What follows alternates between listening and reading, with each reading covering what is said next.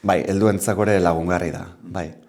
Ipuinez aratago nik uste tresna pedagogikoa dela, eta nolabait gida bat bezala baita ere ez. Gai asko ikutze ditu, ikutzeu minbizilen gaie, ikutzeu zaintzan gaie baita ere, ikutzeu maite duen persona hori nola agurtu, edo agurtzien importantzie etapa bat izteko eta etapa berri bat irikitzeko, ikutzeu doluen gaie, eta gero ikutzeu azkenin nola berrize konektau edo batin bizitzakin, ez?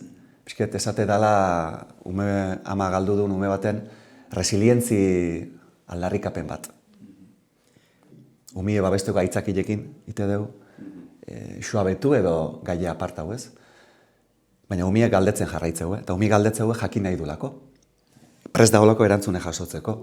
Orduan, aprobetxau momentu privilegia hori, ez? Galdetzeunin, aukera da gelditzeko, eseri, begileta behitu eta erantzun. Eta umiek ez dauke bestela sortu berri bere pelikula paralelo bat, ez? Bere relato bat.